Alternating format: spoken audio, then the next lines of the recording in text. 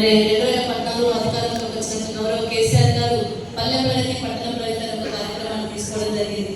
అలాంటి కార్యక్రమం ద్వారా ముఖ్యంగా పల్లెలు పట్టణాలు శుభ్రంగా ఉండాలి.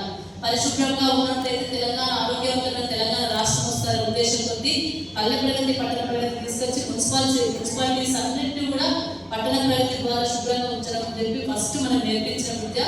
అది దాన్ని చాలా సక్సెస్ఫుల్ గా కంప్లీట్ చేసుకొని మెదక్ను గ్రీన్ సిటీగా కూడా ఒకసారి అవార్డు తీసుకోవడం జరిగింది. మరి 2014లో మున్సిపల్ చైర్మన్ గా మల్లికార్జున గౌడ్ గారి సందర్భంలో మంచి నీళ్ళకు కూడా అప్పుడు అంతకంటే బిఫోర్ 2014 కంటే ముందు మెదక్లో మంచినీళ్ళు రాగాలంటే 5 రోజులకు ఒకసారి అక్కడ గణపురం అడగడ్డ దగ్గర నీళ్ళు వదిలిపెడితే ఇసుక బస్తాలు వేసి నీళ్ళకి అన్నకి నీళ్ళు తీసుకున్న సందర్భాన్ని మల్లికార్జున గౌడ్ గారు ఎప్పుడు మనం గుర్తు చేస్తూ ఉంటారు. ఆ సందర్భంలో మనము డిప్యూటీ స్పీకర్ గా గౌరవ కేసీఆర్ గారు అవకాశం ఇచ్చినప్పుడు ఫస్ట్ మంచినీళ్ళ మీద దృష్టి పెట్టి ఇక్కడికి 53 కోట్ల రూపాయలు మెదక్ టౌన్ కు మంజూరు చేయించడం జరిగింది. ఆ 53 కోట్లతోనే మన పైప్ లైన్లు అవన్నీ కూడా అది ప్రపంచ బ్యాంక్ వరల్డ్ నిధుల నుండి తీసుకోవడం జరిగింది.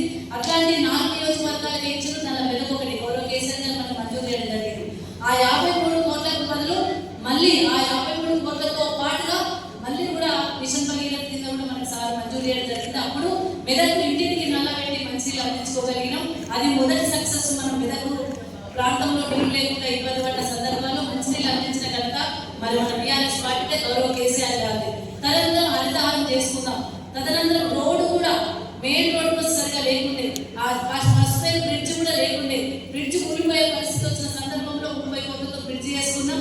ఇక్కడ కూడా బ్రిడ్జ్ లేకుండా మరి కింద వెహికల్స్ కూడా బంద్ అయ్యే పరిస్థితి వచ్చినప్పుడు ఆ బ్రిడ్జ్ కూడా చేసుకున్నాం.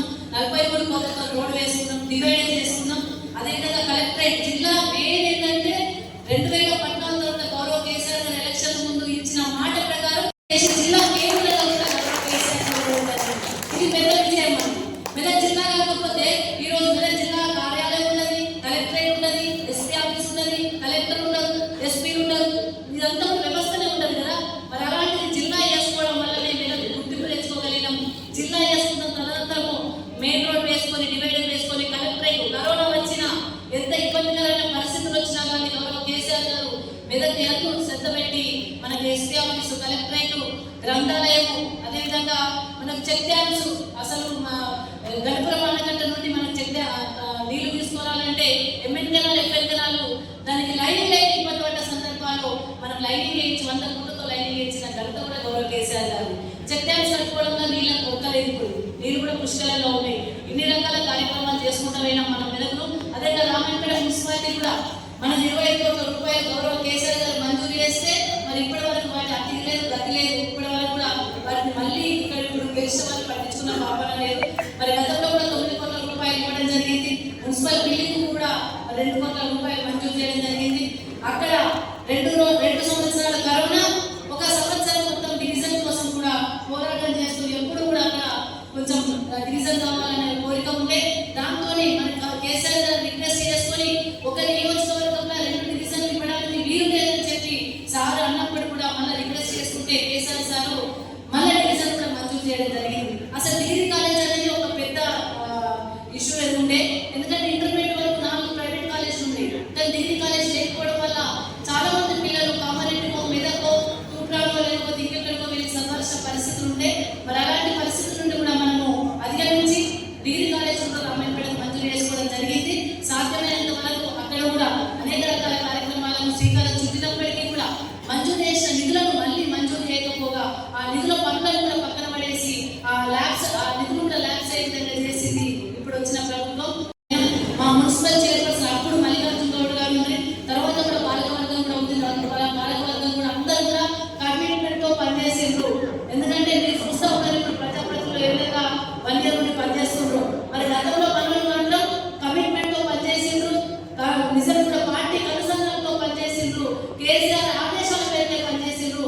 మా సర్పంచులు, ఎంపీటీసీలు, జెడ్పీటీసీ, ఎంపీపీలు ఏ విధంగా పనిచేసి పేరు తెచ్చుకున్నారో అదే విధానంతో మా కౌన్సిలర్స్, చైర్మన్లు, మున్సిపల్ చైర్పర్సన్స్, కౌన్సిలర్స్ కూడా ఆ విధంగా పనిచేసిండ్రు. పార్టీ ఆదేశానుసారం కమిట్మెంట్ తో ప్రజల కోసం పథకాలు తీసుకెళ్లే విధంగా స్వలాభం చూసుకోకుండా అనేక రకాల కమిట్మెంట్ తో పనిచేసిన ఘనత మా మున్సిపాలిటీ ప్రజాప్రతినిధులని సందర్భంగా నేను డంకా బజాయించి చెప్పగలుగుతాం.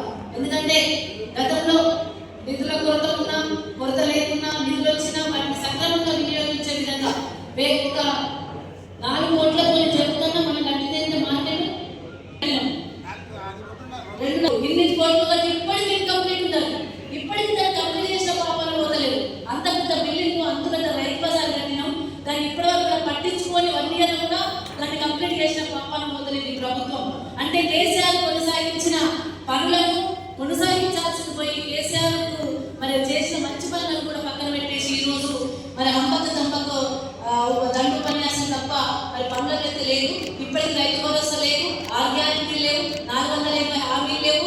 రేవంత్ రెడ్డి కేవలం బుల్డోజు రాజకీయం, మాటల రాజకీయం, ఏమంటారు దాని కక్ష చర్యలతోని అనవసరమైన కేసులు పెట్టుడు, ఈడీలను పిలుచుడు, లేకపోతే ఏసీపీలను పిలుచుడు, అక్కడ ఏం లేకుండా కేటీఆర్ దగ్గర కేసులు పెట్టించుడు, ఇట్లాంటి వాటిలోనే పోతుంది తప్ప మరి వాళ్ళ ప్రభుత్వం అభివృద్ధిలో కానీ ప్రజల కోసం కానీ మరి పనిచేసుకుంటూ కానీ కేసీఆర్తో పోల్చుకుంటలేదు.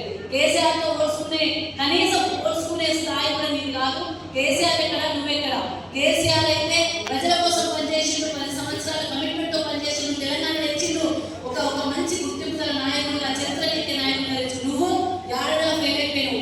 కేసీఆర్ ఒక మంచి పనులను కనీసం మెచ్చుకుంటలేవు. కేసీఆర్ చేసిన పనులను పక్కన పెట్టేసి మరి నువ్వు రకంగా ఇబ్బందికరమైన పరిస్థితులు ప్రజలు చేస్తున్నావు. కాబట్టి నీకు ఈ రోజు ప్రతి గ్రామ సభలో కూడా నీకు ఎదురుతున్నారు, ప్రతి గ్రామ సభలో నీ అధికారులు ఎదురుతున్నారు, ప్రతి గ్రామ సభలో నీ ప్రజాప్రతినిధులు ఎదురుతున్నారు, ప్రతి గ్రామ సభలో నీకు మరి వ్యతిరేకంగా భావం కనబడతా ఉంది. దీన్ని ఇప్పటికైనా తెలుసుకొని మరి ప్రజలకు మంచి పరిపాలన అందించే విధంగా రేవంత్ రెడ్డి చర్యలు తీసుకోవాలి.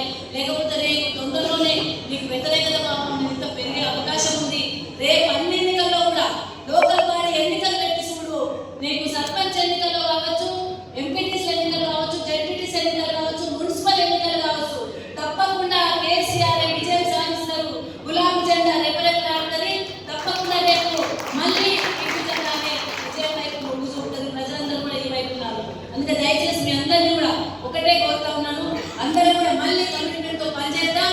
14 సంవత్సరాలు మనం ఉద్యమం చేసినాం, 10 సంవత్సరాలు అధికారంలో ఉండి ప్రజల కోసం పనిచేసినాం. ఇప్పుడు కూడా ప్రజలే అధిష్టానంగా భావించి గౌరవ కేసీఆర్ ఆదేశాల మేరకు కమిట్మెంట్ తో పనిచేసే రేపు అన్ని రకరకాల ఇష్యూస్ వస్తే మనకు రేపు మనం గవర్నమెంట్ ఉన్న ఇబ్బందులు పెడతారు, ఎవరు భయపడాల్సిన అవసరం లేదు. అన్నింటినీ మేము ఉంటాం, తప్పకుండా చూసుకుంటాం. రేపు మీ ఎన్నికల్లో కూడా అన్ని రకాల సహాయ సహకారాలు అందిస్తూ అర్థబలం, అంగబలం, ధైర్యం, ఎవ్రీథింగ్ ప్రతి ఒక్కరికి కూడా మీకు సపోర్ట్ గా ఉంటూ మిమ్మల్ని గెలిపించుకొని మళ్ళీ గులాబీ జెండా ఈ ఎంపీటీసీలో కావచ్చు, సర్పంచ్లో కావచ్చు, మున్సిపల్లో కావచ్చు, గులాబీ జెండా తప్పకుండా మీ వెంట మేము ఉంటాం. మీ అందరి బాధ్యతలు మేము తీసుకుంటామని సందర్భంగా తెలియజేస్తూ మరి మీరు ఈ రోజు పదవి పొజిషన్ పోతే తప్ప మీ బాధ్యత వదలేదు. రేపు మళ్ళీ మీ వార్డులలో మీరే కౌన్సిలర్ల లాగా రేపు మీ వార్డులలో అన్ని వార్డులలో 32 వార్డులలో కూడా, రామాయణపేటలో కూడా, అన్ని వార్డులలో కూడా, నర్సాపూర్లో కూడా మీరే హీరోలు, మీరే బాధ్యత తీసుకొని అలాగే అయిపోయింది, పదవి అయిపోయింది కదా, ఇక సరైనదిగా ఎప్పుడెవరితో ఎన్నికలు అనుకోవద్దు.